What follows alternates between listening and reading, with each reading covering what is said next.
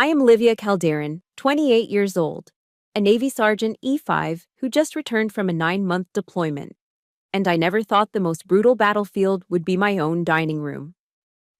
On Christmas Eve, amidst the sound of Bing Crosby and the smell of roasted turkey, my stepfather Richard shoved me face first onto the hardwood floor. The push was violent enough to dislocate my old shoulder injury, all because I dared to sit in the head chair. While I lay there in pain, my stepsister Emily giggled while filming a story for her social media, and he roared, "This spot is for my real daughter, not for a homeless boarder like you." My mother just bowed her head, peeling potatoes silently, like a ghost. But they had no idea that the homeless person they were humiliating tonight was the sole name on the deed to the house they were living in. Before I tell you the moment I flipped the script and wiped those smiles off their faces, let me know where you are watching from.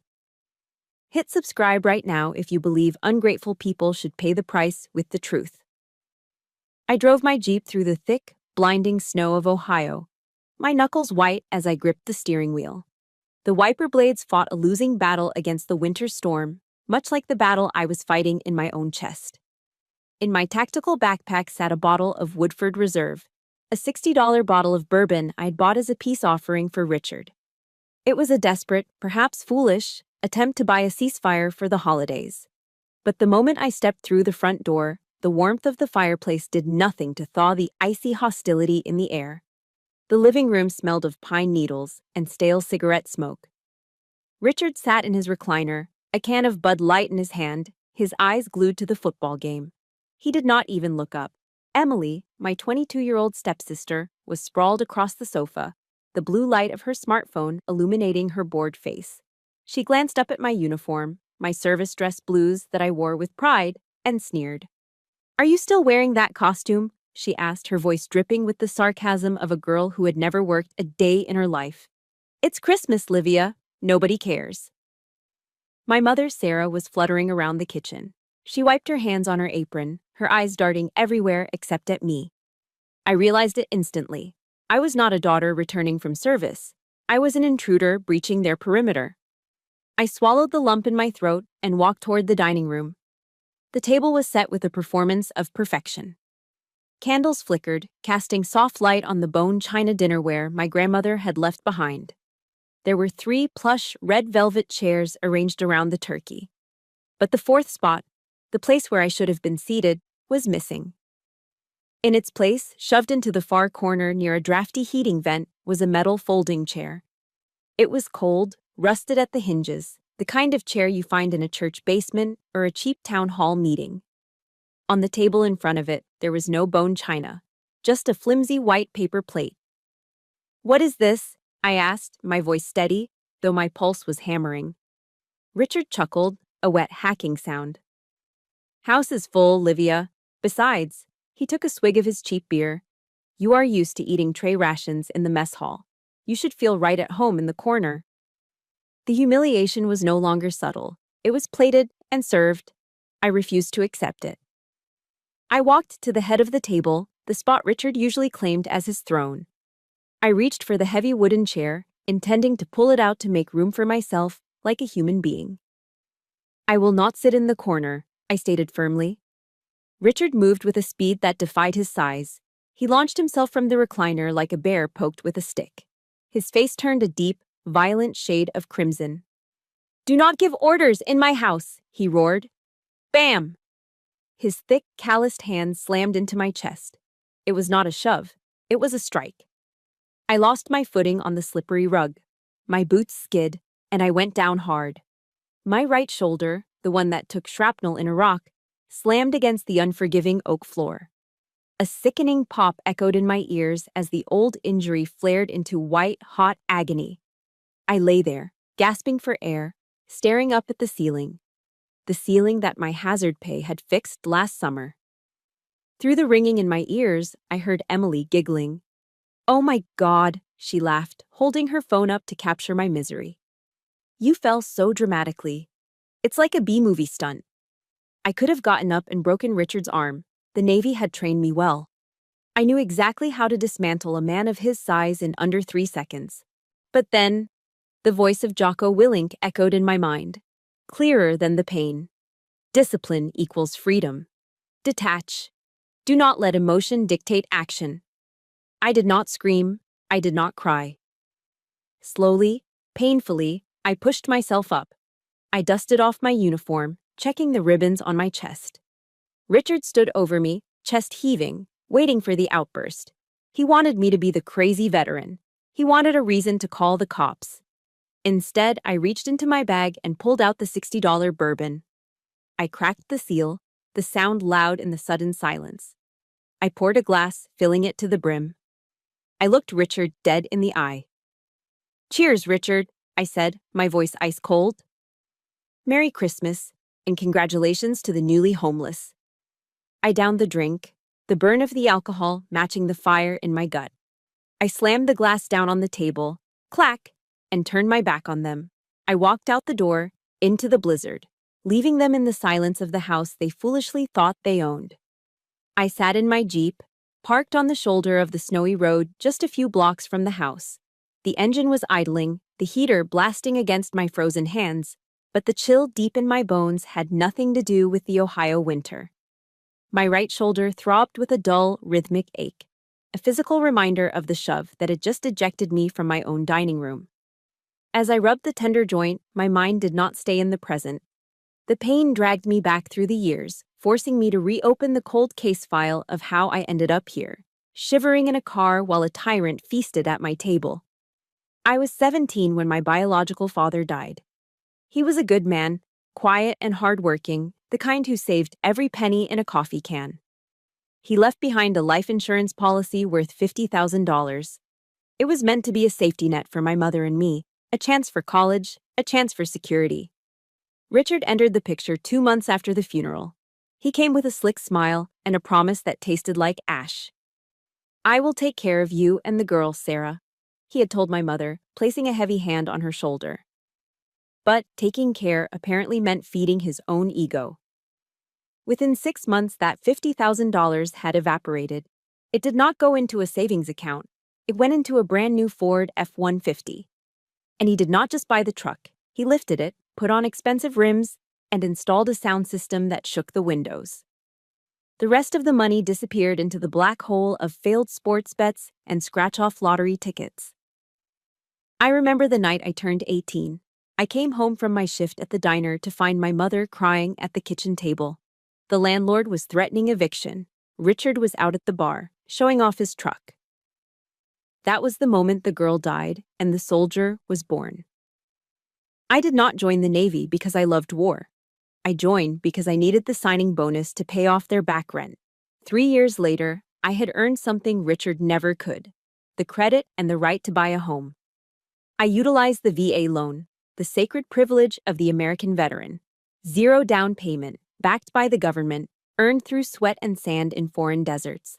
I remember sitting in the title company's office, my hands still calloused from basic training, signing the mountain of paperwork. I was 21, and I was buying a beautiful ranch-style house in the suburbs. It was supposed to be my victory. But before the ink was dry, my mother had grabbed my hand, her eyes rimmed with red. "Livia, please," she had whispered, her voice trembling. "Do not tell Richard the house is in your name. You know how he is. He has such high pride. If he knows he is living under his stepdaughter's roof, it will destroy him. He will leave us." Because I loved her, and because I was young and stupid enough to believe that peace could be bought with a lie, I agreed. "Okay, Mom," I had said. "We will say we did it together."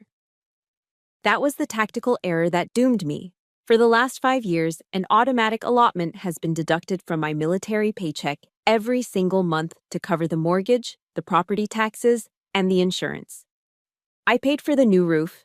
I paid for the furnace repair. I paid for the very floorboards Richard had just thrown me onto. But inside those walls, Richard played the role of the lord of the manor. He mounted a stuffed deer head on the living room wall without asking me, drilling holes into the drywall I paid for. When I came home on leave last year and tried to hang a small Navy flag in my old bedroom, he tore it down. "It ruins the aesthetic of my house," he had sneered. "Keep that military garbage on the base." I heard stories from the neighbors. They told me how Richard held court at the local VFW, bragging about the empire he had built for his family. He accepted their pats on the back, drinking beers bought with the money he saved by not paying rent. He was living a lie, and my silence was the foundation that held it up. I looked into the rearview mirror. The bruise on my shoulder was already darkening, spreading like ink under my skin. I had spent my life following the commandment, honor thy father and mother. I thought honoring them meant enabling them. I thought taking the high road meant letting them walk all over me. But tonight, as I watched the snow pile up on my windshield, I realized that I had not been protecting my mother. I'd been financing her abuse. By letting Richard believe he was the king, I had given him the power to treat me like a peasant. The silence ended tonight. I reached into my pocket and pulled out my phone. My hands were steady now. The shaking had stopped. I scrolled through my contacts until I found the name I needed. Marcus, attorney at law. I hit the dial button. It rang twice before he picked up, his voice gruff but warm. Livia, Merry Christmas. Everything okay? No, Marcus, I said, my voice flat and hard. I need a favor. I need you to go to your office vault. On Christmas Eve? What for? I need the deed, Marcus. The original deed to the house, and I need a draft for an eviction notice. There was a pause on the other end of the line, followed by the sound of a chair scraping back. It is about damn time, Marcus said. I will meet you in the morning. I hung up the phone and looked back toward the house, its windows glowing with a warm, deceptive light. They were probably eating the turkey now, laughing at the homeless girl. Enjoy the meal, Richard. It will be your last one at my table. To understand why a stepfather would shove a wounded veteran on Christmas Eve, you have to understand that the violence did not start with a push. It started with 1,000 tiny cuts, inflicted over the 3 days leading up to the holiday. I arrived home 72 hours before the dinner. I walked down the hallway toward my old bedroom, the one place in this house I still considered my sanctuary. It was where I kept my sea bag, my books, and the few memories of my biological father that I had managed to save from Richard's pawnshop purges. I opened the door, expecting the smell of old books and lavender. Instead, I was hit by a blinding explosion of neon pink and the chemical stench of cheap hairspray. My bed had been shoved into the corner, piled high with clothes that still had tags on them. In the center of the room stood a massive ring light and a tripod, aimed like a weapon at a full-length mirror. My desk was buried under an avalanche of drugstore makeup, half-empty Starbucks cups, and tangled charging cables. But what stopped my heart was what I saw on the floor. My service dress blues jacket, the uniform I had worn to my promotion ceremony, the uniform I kept crisp and lint-free as a matter of honor, was balled up on the carpet. Emily was using it as a mat to stand on, so her bare feet would not touch the cold floor while she filmed her dance video. What are you doing? I asked, my voice barely a whisper. Emily paused her recording. She popped her gum, looking me up and down with that glossy, vacant stare. Oh, you are back early, she said, not moving off my jacket. I just needed the lighting. This room has the best morning sun for my aesthetic. You can sleep on the sofa, right? I mean, you are used to sleeping in the dirt in the woods or whatever. I walked past her, ignoring the urge to tip over her tripod, and went to the bookshelf in the corner.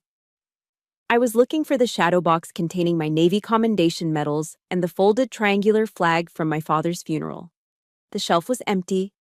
Panic, cold and sharp, spiked in my chest. I fell to my knees and started tearing through the room. I found them under the bed, shoved into a cardboard box that smelled of mold, sitting right next to a pile of Emily's muddy sneakers. The glass on the shadow box was cracked. Why did you touch these? I growled, clutching the box to my chest. My mother appeared in the doorway, wiping her hands on a dish towel, looking terrified of the conflict. Now, Livia, do not be dramatic, she pleaded. Emily needed creative space. Those medals, they look a little violent. They were throwing off the positive vibes of her livestream background. We just packed them away for safekeeping. I looked at my mother. My sacrifice and my father's memory were throwing off the vibes of a 22-year-old's lip sync video. The next morning, I tried to reclaim some normalcy. I went to the kitchen to make pancakes, using the flour and eggs I'd bought with my own money the night before. Richard lumbered into the kitchen, scratching his stomach. He watched me whisk the batter, his eyes narrowing as they focused on my arms. "Look at you," he scoffed, grabbing a piece of bacon off the plate I had just set down. "You have got arms like a bricklayer. No wonder you are still single. Men want a woman, Livia, not a G.I. Jane who looks like she could bench press a Buick." He laughed at his own joke, crumbs spraying onto the table. "You planning on staying in the service forever? Or is it just that the boys on base are the only ones desperate enough to look at you?"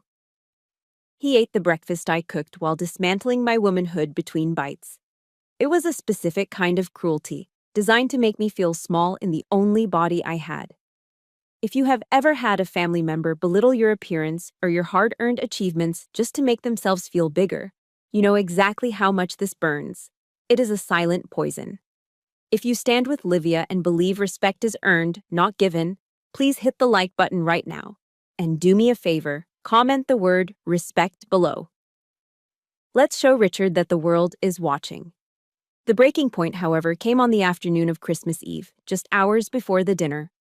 I was in the garage, checking the oil in my Jeep, trying to escape the suffocating atmosphere of the house. Richard cornered me there. He closed the garage door, blocking out the light. "I heard the military creates big tax-free bonuses for re-enlistment," he said, leaning against his truck. His voice had lost the mocking tone. Now, it was just greedy. "I need $5,000, Livia." "For what?" I asked, not looking up from the dipstick. "The roof," he lied smoothly. "It has got a leak. Needs fixing before the heavy snow sets in." I froze. I had paid for a complete roof replacement last year. I knew exactly what he wanted. I had seen the brochures for the new Polaris snowmobile on the kitchen counter. He wanted a new toy to show off to his drinking buddies. "No," I said, wiping my hands on a rag. "The roof is fine, Richard. I have the warranty paperwork." His face transformed. The mask of the friendly stepfather slipped, revealing the predator underneath. He stepped close, invading my personal space, smelling of tobacco and aggression. "You have been eating my food and using my heat for 3 days, he hissed. "You think you can just come here, wave your money around, and not help the man who raised you? You are ungrateful. You are stingy." He looked at me with pure disgust, then gathered spit in his mouth and spat on the concrete, inches from my combat boots. "Cheap," he muttered, turning to walk away. That spit was the declaration of war. When he pushed me later that night, it was not an accident. It was the punishment for saying no. I drove away from the house with the engine roaring, putting as much distance between myself and Richard as the icy roads would allow. I did not have a destination in mind until I saw the flickering neon sign of The Outpost, cutting through the swirling snow. It was a rundown dive bar attached to the local VFW post, a place where time stood still and the outside world ceased to matter. The wind howled like a banshee as I stepped out of the Jeep, the cold air biting at my exposed face. But the moment I pushed open the heavy wooden door, the atmosphere shifted. The air inside was thick and warm, smelling of stale beer, lemon floor cleaner, and the faint, ghostly scent of tobacco smoke that had seeped into the walls decades ago. Creedence Clearwater Revival was playing low on the jukebox, a familiar rhythm that felt like a heartbeat. I scanned the room. It was sparsely populated, mostly by older men in ball caps embroidered with the names of forgotten ships and distant wars. They sat hunched over their drinks, respecting the silence of the holiday. I took a seat at the far end of the bar, keeping my back to the wall, a habit I had never been able to break since my first tour. "Jack Daniels." "Neat," I told the bartender. I rested my right arm on the sticky wood of the counter, wincing as a sharp bolt of pain shot from my shoulder up to my neck. I wanted to rub it, to massage the knot forming around the old shrapnel wound, but I forced my hand to stay still. In here, you did not show weakness. You did not advertise your pain. Suddenly, a heavy hand landed gently on my left shoulder.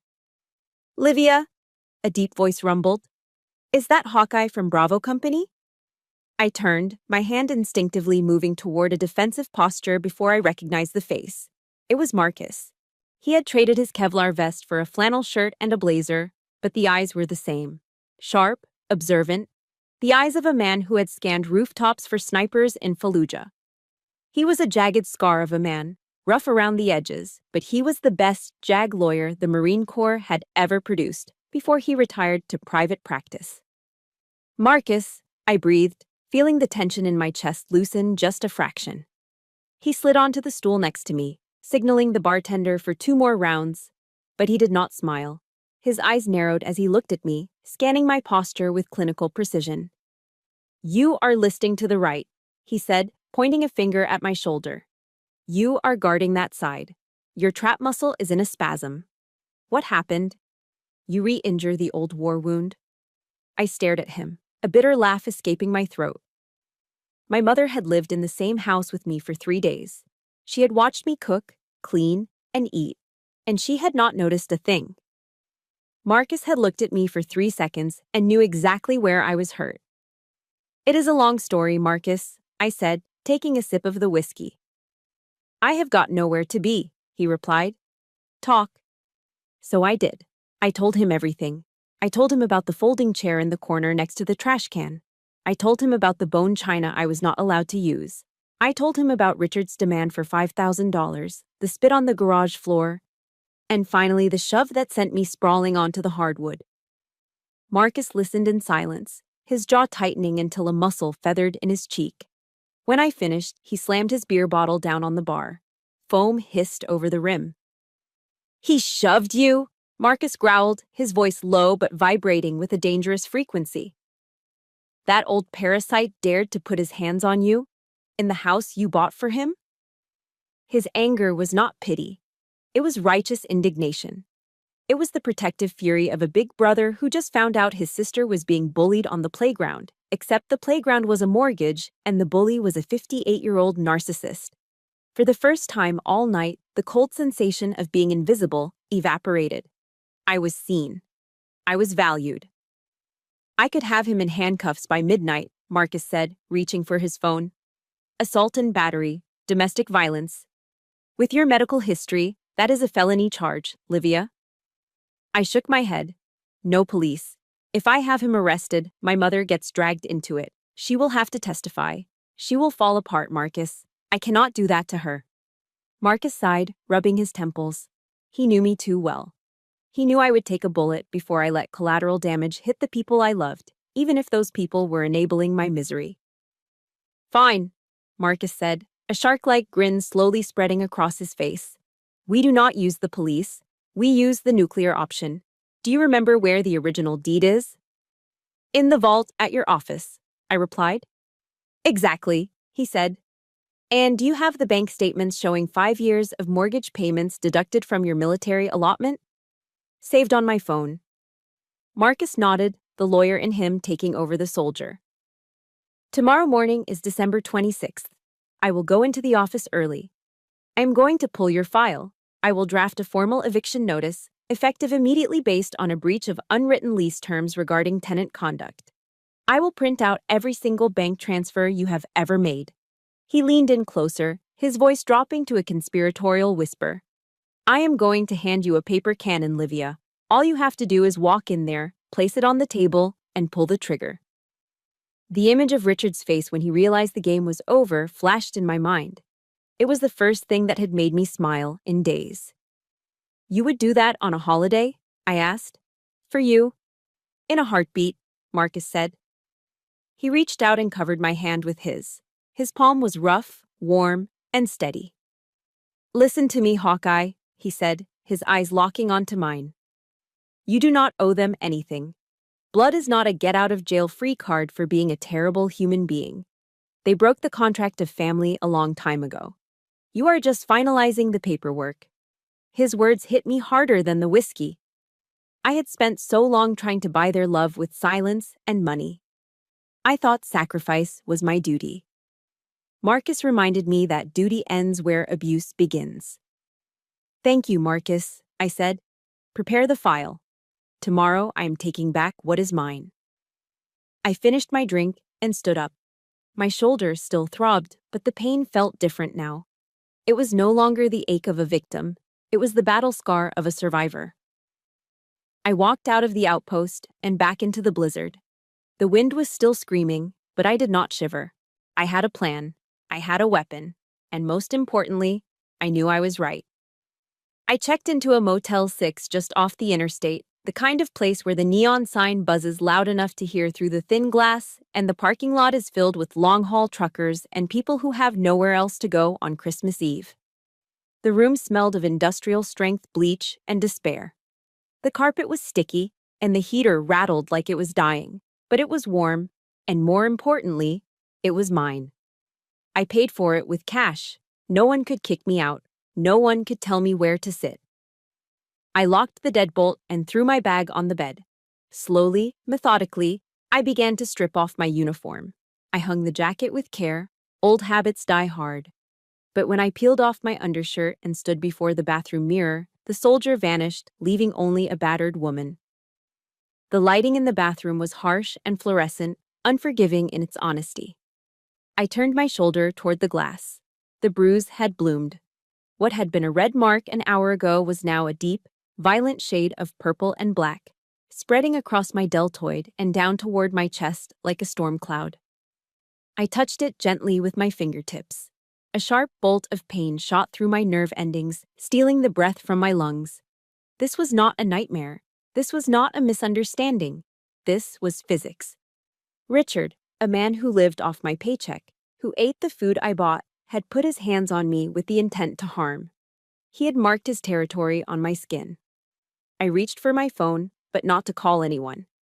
I opened the camera and snapped 3 photos of the injury from different angles. I was not going to post them on social media for sympathy like Emily would. I was documenting evidence. This was the first step in admitting that my kindness had been a fatal strategic error. Then, the phone buzzed in my hand. A text message. My heart hammered against my ribs. A tiny, foolish part of me hoped it was an apology. I hoped it was my mother saying she had packed her bags, that she was leaving him, that she chose me. I looked at the screen. Mom. Livia, please come back. Dad is not mad anymore. He says if you come in and apologize for your attitude earlier, he will let you sleep on the sofa tonight. It is Christmas. Do not be stubborn. I stared at the words, reading them over and over until they blurred. She did not ask if I was hurt. She did not ask where I was sleeping in a blizzard. She did not ask if my shoulder, the one she knew was reconstructed with titanium pins, was okay. Her only concern was managing Richard's mood. She was negotiating the terms of my surrender. Apologize. Apologize for being shoved. Apologize for being humiliated. Apologize for existing in a space I paid for. Something inside me, something soft and daughter-like that I had been protecting for years, finally died. I realized then that my mother was not a hostage in that house. She was a collaborator. She had seen the violence, and she had chosen to protect the aggressor because it was easier than facing the truth. She was an enabler, and in that moment, she was just as dangerous to me as Richard. I did not reply. Instead, I closed the messaging app and opened my banking application. I logged in and scrolled down to the recurring transfers. There it was, scheduled to go out in 5 days. Mortgage payment, $1,200. For 5 years, every time I saw that number leave my account, I felt a swell of pride. I thought I was building a nest egg. I thought I was being a good daughter. But looking at it now, under the hum of the motel neon light, it looked like extortion. It looked like protection money paid to a mobster who beat you up anyway. My thumb hovered over the transaction. Manage auto pay. Cancel recurring payment. A warning box popped up on the screen. Are you sure you want to cancel this payment? Late fees may apply. I pressed yes with so much force I thought I might crack the screen. Auto pay canceled. A shiver ran down my spine, but it wasn't from the cold. It was the physical sensation of a heavy chain snapping. I had just cut the fuel line to Richard's ego. Without my money, without my silence, the facade of his life would crumble within 30 days. I wasn't just stopping a payment, I was taking back my power. I turned off the lights and lay on the stiff mattress, staring at the ceiling shadows. The wind howled outside, sounding like the ghosts of my past trying to get in. My mind started to race. Guilt, fear, anger. A chaotic whirlwind threatening to pull me under. I reached for my phone one last time and put in my earbuds. I navigated to my podcast library and selected Jocko Willink. I needed a voice that didn't offer pity. I needed a commanding officer. Discipline equals freedom, the gravelly voice whispered in my ear. Don't let your emotions control you. Detach. Step back. Look at the situation from above. Assess, plan, execute. I closed my eyes and breathed in rhythm with the voice. Detach. I pushed the image of my mother's weeping face out of my mind. That was an emotional distraction. Assess. I was the legal owner of the property at 420 Oak Street. The occupants were hostile squatters who had violated the verbal lease agreement through physical assault. Plan. I had the deed. I had the eviction notice Marcus was printing. I had the financial records. I was no longer the sad girl crying in a motel room. I was Sergeant Calderon. And I was preparing for urban combat. Objective: secure the perimeter and reclaim the base. Hostiles: 1 adult male, volatile, civilians, 2 adult females, compromised and manipulated. Hour: 0800 hours tomorrow. Weapon: the absolute, undeniable truth. I pulled the scratchy blanket up to my chin. I didn't cry. I didn't dream. I slept the deep, dreamless sleep of a soldier the night before the invasion. Tomorrow was going to be a long day. At 7 o'clock in the morning, the alarm on my phone vibrated against the cheap laminate nightstand. I did not hit snooze. I was already awake, staring at the ceiling, breathing in a 4-count rhythm. In, 2, 3, 4, hold. Out, 2, 3, 4. I rolled out of bed and stepped directly into a freezing cold shower. The shock of the icy water hit my skin like a slap, washing away the grogginess of the motel sleep and sharpening my senses. I needed my nervous system to be firing on all cylinders. When I stepped out, I did not reach for my comfortable jeans or the oversized sweater I usually wore to hide my body. I reached for the garment bag I'd hung on the back of the bathroom door. I unzipped it slowly. Inside was my service dress blues. This was not just clothing. It was a symbol. It was 6 buttons of gold, a black neckerchief, and rows of colorful ribbons that told the story of where I had been and what I had survived. I pulled the trousers on, the wool fabric stiff and familiar. Then came the jumper. I tightened the neckerchief, feeling the fabric constrict slightly against my throat. It was a sensation that usually made me feel confined, but today, it felt like a neck brace holding my head high. I fastened the gold buttons one by one. Click, click, click. Each one felt like I was locking a piece of armor into place. I pinned my ribbons to my chest, checking their alignment in the mirror with obsessive precision. Finally, I placed the white Dixie cup hat on my head, tilting it to the regulation angle. The woman staring back at me in the motel mirror was not Livia, the stepdaughter who apologized for taking up space. She was a sergeant in the United States Navy. She was a woman who had directed convoy movements in hostile territory. She was dangerous. I checked out of the motel at 7:30 and drove straight to Marcus's office. The town was quiet, the streets empty in the post-Christmas lull. Marcus was waiting for me at the door, a steaming cup of black coffee in one hand and a thick manila envelope in the other. He looked tired, but his eyes were alert. "Here's the package," he said, handing me the envelope. It was heavy. Inside was the certified copy of the deed, 5 years of bank statements highlighting every single mortgage transfer, and a formal eviction notice signed and notarized. "This is the nuclear option, Livia," Marcus said, watching my face closely. "Once you put this on the table, you cannot take it back. It will burn everything to the ground." I took the envelope, feeling the weight of the paper. It felt heavier than the M4 carbine I used to carry. "They struck the match last night, Marcus," I said, my voice steady. "I am just controlling the burn." I climbed back into my Jeep and turned the key. The engine roared to life, a mechanical beast ready for a fight. I drove toward the house, my heart beating a slow, heavy drum against my ribs. The snow had stopped falling, leaving the sky a bruised, iron gray. As I turned onto my street, I saw it. The house looked peaceful under a blanket of white, but the driveway told a different story. Richard's massive lifted Ford F-150 was parked diagonally across the driveway, blocking the entrance completely. It was his signature move, a territorial pissing contest he played every time I came home. Usually, I would sigh, park on the street, and walk up the icy path to avoid upsetting him. Not today. I did not slow down. I shifted my Jeep into four-wheel drive and swerved off the pavement. My tires bit into the front lawn, tearing through the pristine layer of snow and churning up the frozen earth beneath. I drove right past his truck, leaving deep, muddy ruts in the grass he was so proud of, and pulled up inches from the front porch. I cut the engine. The sudden silence was deafening. I stepped out of the car. My polished black boots hit the concrete walkway with a loud, authoritative clack, clack, clack. The front door swung open. Richard stepped out, wearing a stained bathrobe and clutching a snow shovel. A cigarette dangled from his lip. He looked ready to scream about his lawn, but when he saw me, the words died in his throat. He blinked, taking in the uniform, the ribbons, the hat. For a second, he looked unsure. But then his narcissism kicked back in. He sneered, leaning on the shovel like a sentry guarding his post. "Well, look at this," he laughed, smoke curling from his mouth. "The general has returned. What is with the costume? You think playing dress-up is going to scare me into letting you back in for breakfast?" He stepped forward, using his large frame to block the doorway.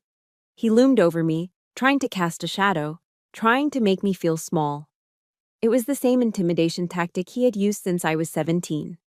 If you have ever had to stand your ground against a bully who thought they were bigger and stronger than you know how fast your heart beats in this moment. If you are ready to see Livia take back what is hers, please hit that like button right now. And do me a huge favor. Comment Team Livia below. Let's show her she has an army behind her. I did not flinch. I did not look down. I looked him dead in the eye, my gaze colder than the winter air. "Step aside, Richard," I said. "Or what?" he challenged, smirking. "You going to cry again? Go back to your car. You are not eating my food." I took a step forward, invading his space, forcing him to shift his weight back. "I am not here to eat," I said, clutching the manila envelope tight. "I am here to take out the trash." I brushed past him, my shoulder checking his arm as I walked through the door and into the warmth of the house I owned, leaving him standing in the cold with his mouth open. I did not wait for Richard to move. I dipped my shoulder and brushed past him, my dress uniform scraping against his stained bathrobe. He was too stunned by my audacity to stop me.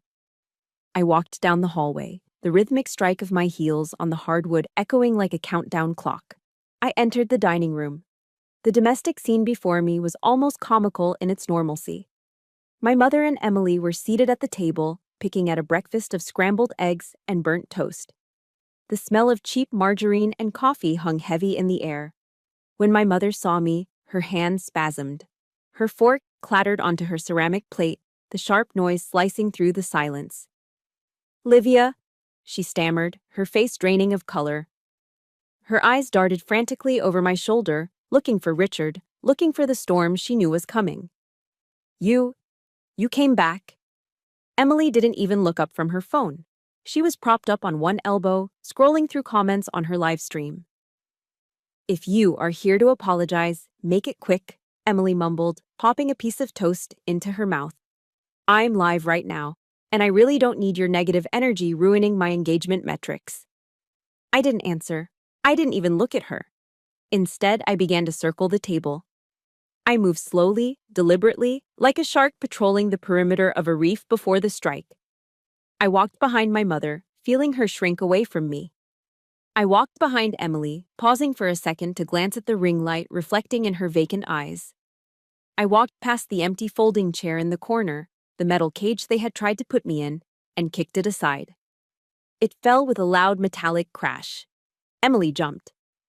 My mother flinched. Then Richard stormed into the room. He looked like a mad bull, his face a mottled map of red rage. He marched toward the table, slamming his hand down so hard that the coffee cups danced in their saucers. Brown liquid sloshed over the rim of his mug, staining the tablecloth. "Are you deaf, girl?" he roared, his voice shaking the walls. "I told you to get on your knees and apologize. You don't walk into my house dressed like a clown and ignore me." The room fell into a terrified silence. In the past, this was the moment I would have crumbled. I would have looked at my shoes, mumbled an apology, and begged for peace. But the Livia who begged was dead. I reached up and slowly removed my white Dixie cup hat. With deliberate care, I placed it on the table, right next to the platter of bacon. In Navy culture, placing your cover on the mess deck table is a breach of etiquette, but here it was a flag planting. I was claiming this territory. Then I turned to the head of the table, Richard's seat. It was a heavy oak chair with armrests, the only one of its kind at the table. It was his throne. It was where he sat to dispense his judgments and insults. I grabbed the back of the chair. I dragged it out. The wooden legs screeched against the floor, a sound like a scream. I sat down. I settled into the cushion, rested my elbows on the armrests, and laced my fingers together. I looked up at Richard. The reaction was immediate and visceral. My mother gasped, covering her mouth with both hands. Emily finally lowered her phone, her mouth hanging open, realizing that something unprecedented was happening. And Richard? Richard looked like his brain had short-circuited. "You!" he sputtered, a vein in his forehead pulsing dangerously. "You dare sit in my chair? In my house?" He took a menacing step toward me, raising his hand. It was the same motion he had used the night before. He intended to strike me again. He wanted to slap the insolence out of my face. I didn't flinch. I didn't blink. I didn't move a muscle. I just watched him with the cold, dead eyes of a predator who knows the prey has already lost. My right hand moved slowly to the manila envelope I had placed on the table. I tapped it once with my index finger. Tap. "Sit down, Richard," I said. My voice was not loud, but it was hard as granite. "Standing is tiring for a man of your age." He froze. The sheer unnatural calmness of my demeanor stopped him. Bullies operate on fear. They need the flinch, the tear, the plea for mercy to fuel their power. When they don't get it, their system crashes. He lowered his hand, uncertainty creeping into his eyes for the first time. "I have a late Christmas gift for you," I continued, sliding the thick brown envelope across the polished wood. It stopped right in front of his plate, resting next to the coffee stain. "I think you will appreciate this more than the bourbon I bought yesterday." Richard stared at the envelope. His eyes narrowed, suspicion warring with greed.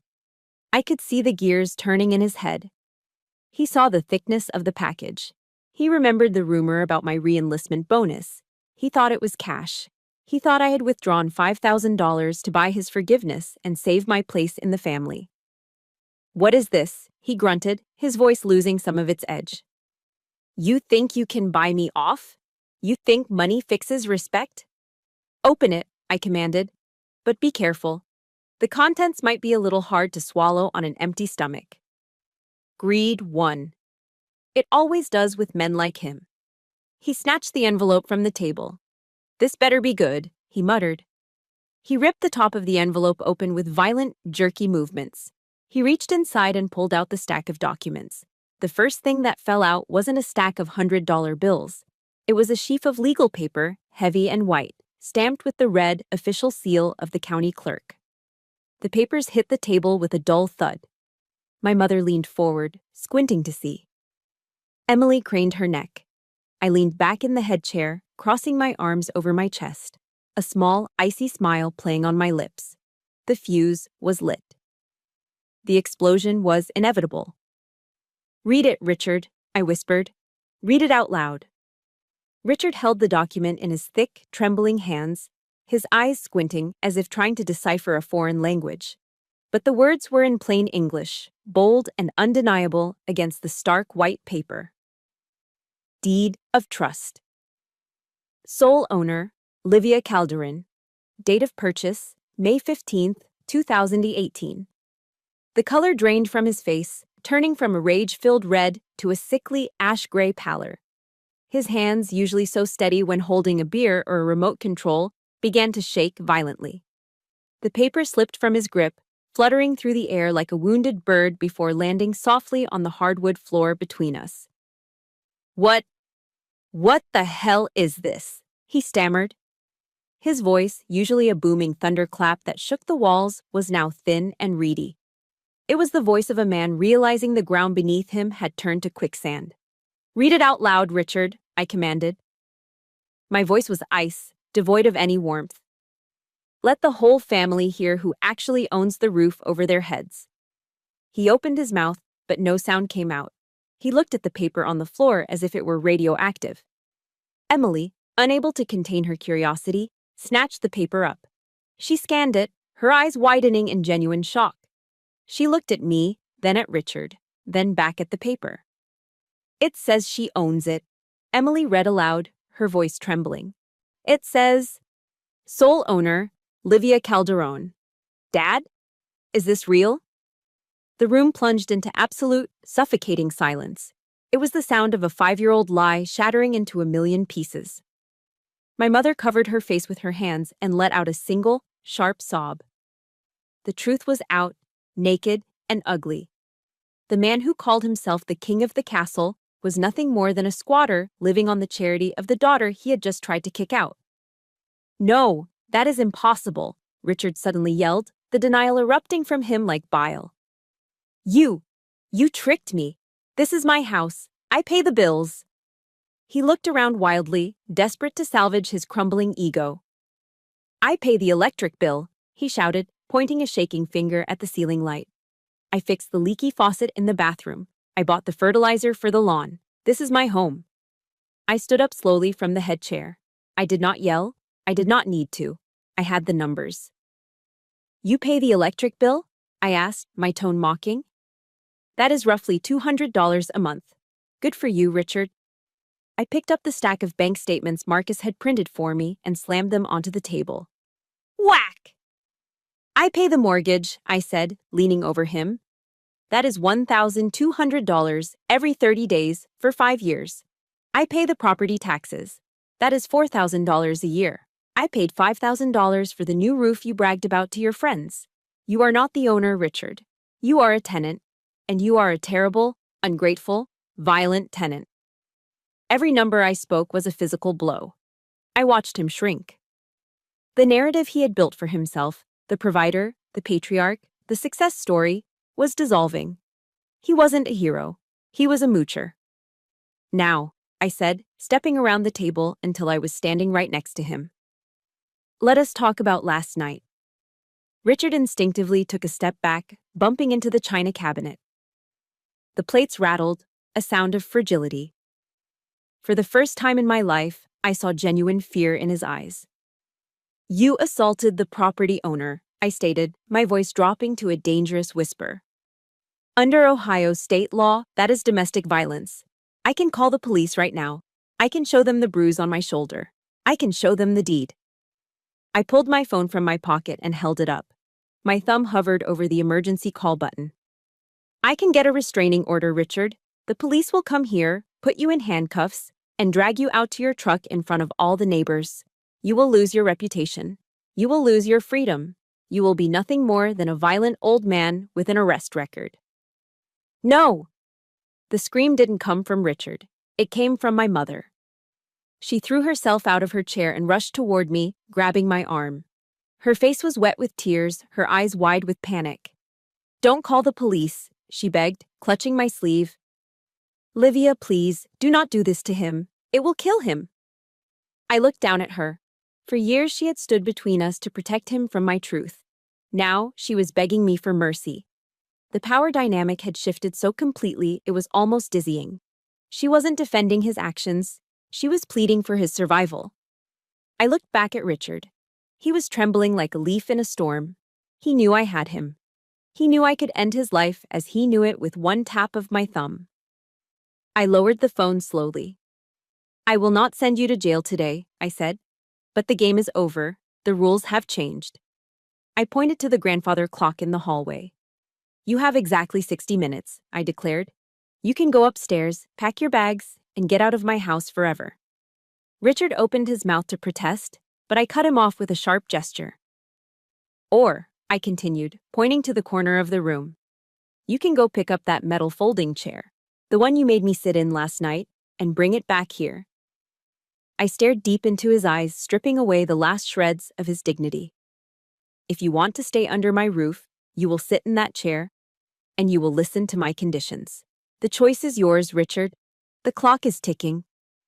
Richard looked at the door, then at me, and finally at the rusted metal chair lying on the floor where I had kicked it. The arrogance was gone. The king was dead. He swallowed hard, his Adam's apple bobbing in his throat. Then, without a word, he turned his back on the door. He walked slowly, his shoulders slumped in defeat, toward the folding chair. He picked it up, his hands shaking, and carried it back to the table. He placed it down opposite me, and he sat. The 60-minute deadline I had given Richard came and went, but the front door never opened. The sound of a suitcase zipper never zipped. The truck engine never started. Instead, a strange, heavy silence descended over the house at 420 Hussines Oak Street. It was not the tense silence of a predator waiting to strike, but the hollow silence of a regime that had toppled. Richard spent the entire morning and afternoon sitting on that rusted metal folding chair. He stared at the wall, motionless, like a statue carved from regret and cheap tobacco. My mother and Emily had retreated to their bedrooms, hiding behind closed doors, too terrified to witness the fallout of the patriarch's collapse. By the time the grandfather clock in the hall chimed 1 in the morning, the house was dark, save for the single lamp burning next to the sofa where I sat. I was reading a book, or at least pretending to. My ears were tuned to the slightest sound. I heard the floorboards creak. Richard emerged from the shadows of the dining room. He looked smaller than he had this morning. His shoulders, usually pulled back in a posture of aggressive dominance, were slumped forward. His bathrobe was disheveled, and his eyes were rimmed with red, sunken deep into his face. He walked toward the living room, his steps hesitant. He stopped a few feet away from me, his hands fidgeting with the frayed hem of his sleeve. It was the nervous tick of a child called into the principal's office. "Can I?" His voice cracked, dry and hoarse. He cleared his throat and tried again. "Can I speak with you?" I slowly closed my book and placed it on the coffee table. I didn't invite him to sit on the plush leather recliner, his usual throne. I simply nodded. Richard didn't move toward the recliner. Instead, he pulled over a small, low ottoman and sat down. For the first time in 20 years, he was physically looking up at me. The power dynamic had been re-established, not by force, but by the gravity of truth. "Why do you hate me so much, Richard?" I asked. The question hung in the air, stripped of anger, just raw curiosity. Richard looked down at his hands, his knuckles white. His shoulders began to shake. "I don't hate you, Livia," he whispered, the words barely audible. I am afraid of you." I blinked, taken aback. "Afraid of me?" He looked up, and I saw tears tracking through the stubble on his cheeks. "I grew up with nothing," he confessed, his voice trembling. "My whole life, I tried to be the big man. I tried to be the provider, the guy people respected. But I failed. Every business idea, every bet, every job, I messed it up."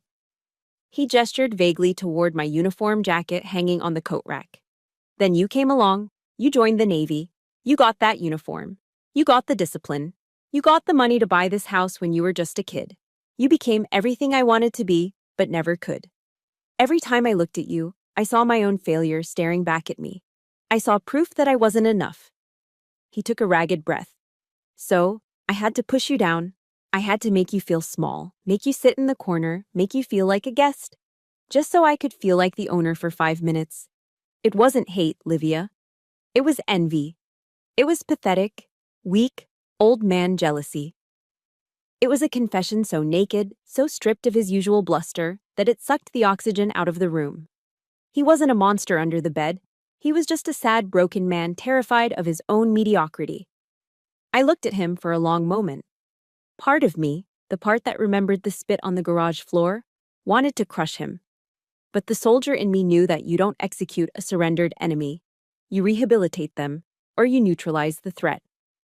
Understanding your problem is the first step, Richard, I said, my voice steady but firm. But understanding isn't enough. You need action. I reached into the pocket of my sweatpants and pulled out a single sheet of notebook paper. I had spent the last hour writing it out. This is the new lease agreement, I said, handing it to him. If you want to sleep under my roof tonight, if you want to stay married to my mother, you will agree to these terms. Richard took the paper with shaking hands. He squinted in the dim light to read my handwriting.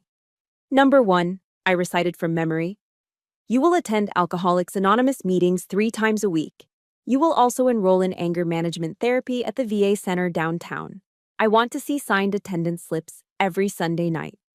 He nodded slowly, not looking up. Number 2, financial transparency. You will no longer control the household funds alone. My mother's name goes on a joint checking account with you tomorrow. No more secret spending, no more gambling. And number 3, I said, my voice hardening steel. Zero tolerance policy. You will never raise your voice, raise your hand, or insult me, my mother, or even Emily again. If you call me a name, if you push anyone, that eviction notice gets filed with the sheriff the same day. Do you understand? Richard read the paper again. He knew what this was. It wasn't a punishment, it was a lifeline. I was offering him a chance to be the man he pretended to be, rather than the fraud he was. I understand, he said. Do you agree? I agree. He reached for the pen I offered. His hand shook as he signed his name at the bottom of the page. The signature was messy, jagged, but it was there.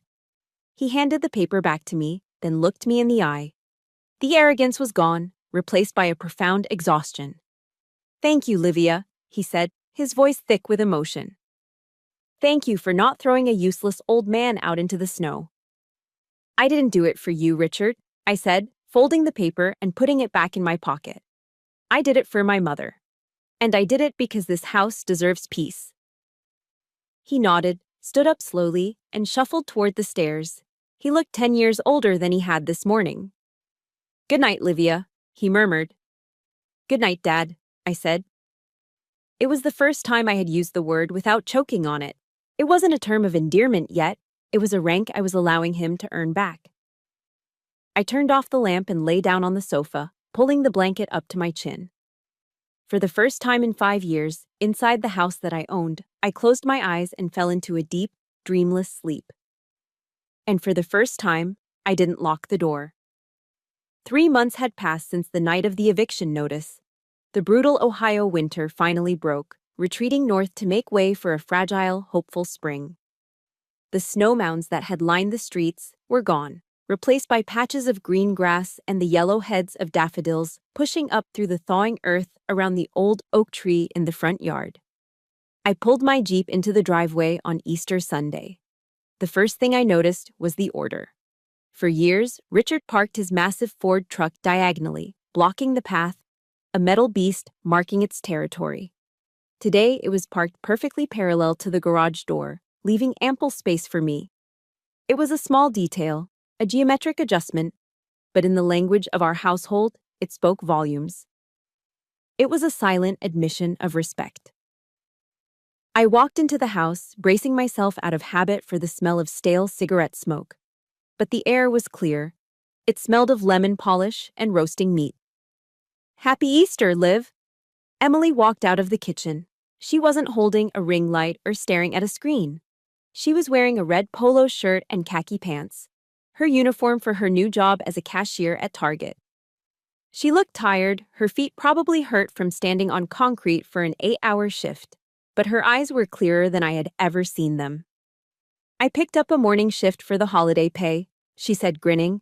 Time and a half, I'm saving for my own apartment. My mother was at the dining table, arranging a bouquet of tulips. She looked younger. The deep lines of worry that used to etch her forehead, the lines carved by walking on eggshells for 20 years, had softened. He's in the kitchen, she whispered to me, tilting her head.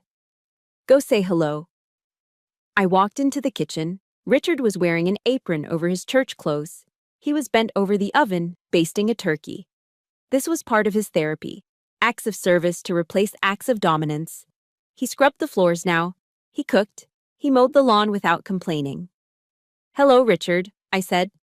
He straightened up, wiping his hands on a dish towel. He looked thinner. The bloat from the cheap beer was gone, replaced by a healthier, albeit more weathered, complexion. Sobriety suited him. "Livia," he nodded, his voice quiet. "Turkey needs 10 more minutes. Why don't you go sit down?" We gathered in the dining room. The table was set with the same bone china from Christmas, but the atmosphere couldn't have been more different. The tension that used to suffocate this room was gone. And most importantly, there was no metal folding chair. There were 4 proper wooden chairs. Richard brought the turkey out, placing it in the center of the table. He didn't sit immediately. He stood at the head of the table, the spot that had caused a war 3 months ago, and looked at me. He looked nervous, his hands fidgeting with the hem of his apron. "Before we eat," Richard said, clearing his throat, I have something for you." He reached into his pocket and pulled out a small rectangular box covered in blue velvet. He placed it on the table and slid it toward me. My mother was smiling, a secret, knowing smile. Emily stopped chewing a roll and watched intensely. I picked up the box. It was heavy for its size. I opened the lid. Inside, resting on a bed of satin, was a heavy brass plate. It was rectangular, polished to a mirror shine, with holes drilled in the corners for screws. I ran my thumb over the engraved letters. They were deep and precise, carved by a steady hand. "Livia's seat, Commander-in-Chief." A lump formed in my throat, hot and tight. "I made it at the machine shop last week," Richard said, his voice gruff, trying to hide his emotion. "I stayed late after my shift. I polished it myself." He walked around the table to the heavy oak chair at the head, his old throne. He pulled a screwdriver from his pocket. With clumsy, shaking hands, he held the plaque against the top rail of the chair back and began to screw it into the wood. Scritch, scritch. The sound of the screws biting into the oak was the only sound in the room. When he was finished, he stepped back and gestured to the chair. "From now on," Richard said, looking me in the eye, "that is your seat. Nobody else sits there, not me, not guests. That is the captain's chair. You earned it. I'm just part of the crew now." I stood there, holding on to the edge of the table. This wasn't just a piece of metal. It was a peace treaty. It was a surrender. It was the highest medal I'd ever received because it wasn't given by a commanding officer. It was given by a man who had once tried to destroy me. I walked to the head of the table. I ran my fingers over the cold, smooth brass of the nameplate. "Thank you," I whispered. I sat down. The chair felt solid beneath me. I looked down the length of the table. My mother was beaming. Emily was passing the potatoes. Richard sat in the chair to my right. He poured a glass of water, crystal clear, ice-cold water, and raised it. "To the owner of the house," he said. I raised my own glass. I looked at the man who had shoved me, the man who had stolen from me, the man who was now fighting every day to kill the monster inside him so he could be worthy of this family. "Thank you, Dad," I said. The word hung in the air, fragile and new. Richard's eyes welled up, but he blinked the tears away and took a sip of his water. A soldier knows that victory isn't about standing over a pile of rubble and dead bodies. That is just destruction. True victory is securing the peace. True victory is turning an enemy into an ally. I looked around my dining room. The sunlight was streaming through the windows, illuminating the dust motes dancing in the air. The perimeter was secure. The hostiles had been converted. The base was safe. Looking back, I realized that the greatest battle I fought wasn't against Richard. It was against my own belief that I had to shrink myself to be loved. Many of us confuse keeping the peace with enabling abuse. We think silence is a virtue, but often it is just submission. My journey taught me a powerful truth. You teach people how to treat you by what you stop accepting. By finally drawing a hard line in the sand, I didn't destroy my family. I saved it. Boundaries aren't walls that shut people out. They are the gates that show them how to enter your life with respect. Never apologize for demanding the dignity you deserve. Now, I want to turn the microphone over to you. Have you ever had to stand your ground against a family member who took you for granted? Did finding your voice change the relationship, or did you have to walk away? Please share your story in the comments below. This community is a safe space, and your experience might be the courage someone else needs today. If Livia's victory gave you hope, please hit that like button and subscribe to the channel. Turn on notifications so you never miss a story about justice, resilience, and truth. Thank you for listening, and remember, you are the commander of your own life.